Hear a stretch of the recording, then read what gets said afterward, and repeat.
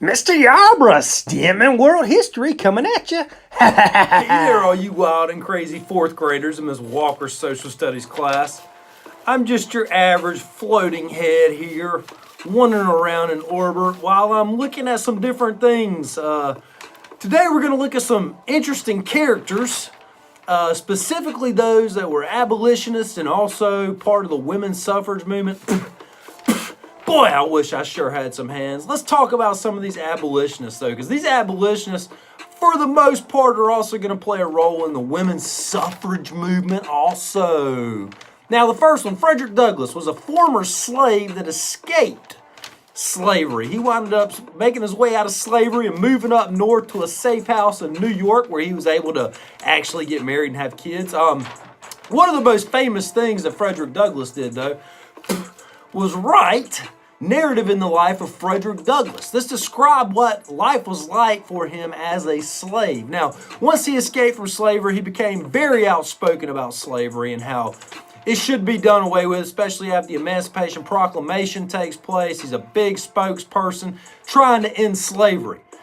Let's look at another person, Sojourner Truth, who is also another individual born into slavery and was an abolitionist, part of the women's suffrage movement, and really spoke out against slavery and the fact that women did not have the right to vote. Now, both these people are very influential figures. Sojourner is even famous for her famous speech, which starts, "Ain't I a woman?" Even though historians have not necessarily found any type of evidence to support that, according to our oral history, that is history that's passed down by word of mouth from generation to generation, that was how that speech actually began. Now, let's talk about another person, Harriet Tubman. One of the most famous of the time. We all learned about Harriet Tubman way back in the day before you get into fourth grade. But Harriet Tubman is very famous for actually being one of those conductors on the Underground Railroad. Now, you guys all remember back in this time whenever former slaves, they dug tunnels and put railroad tracks down and ran a train back and forth. And Harriet Tubman drove that train, correct?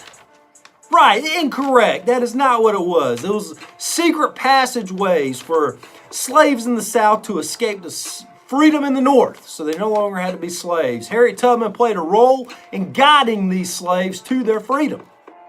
Let's talk about a couple of figures in the women's suffrage movement. Women did not have the right to vote. Even though our Constitution reads all men are supported equal, notice women were not included in that.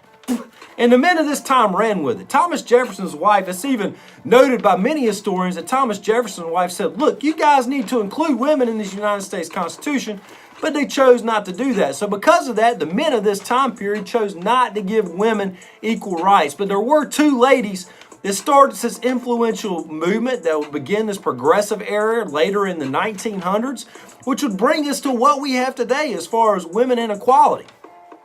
These two ladies are Susan B. Anthony and Elizabeth Cady Stanton.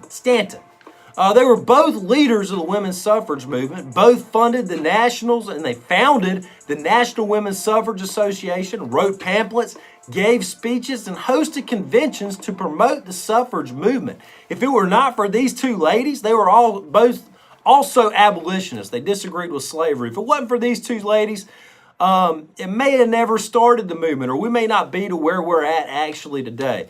Now, before I leave you, just a talking head floating through space.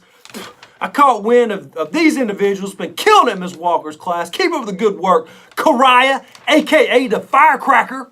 Keep up that good work, Kariah. We're watching you. Dasmond, a.k.a. Dandelion. Keep up the good work. Dalen, sorry, getting over a cold. Dalen, a.k.a. the Wig. Keep up the good work, Dalen. Also you, Braden. Keep up the good work. Mr. Yarborough, the floating head, signing out.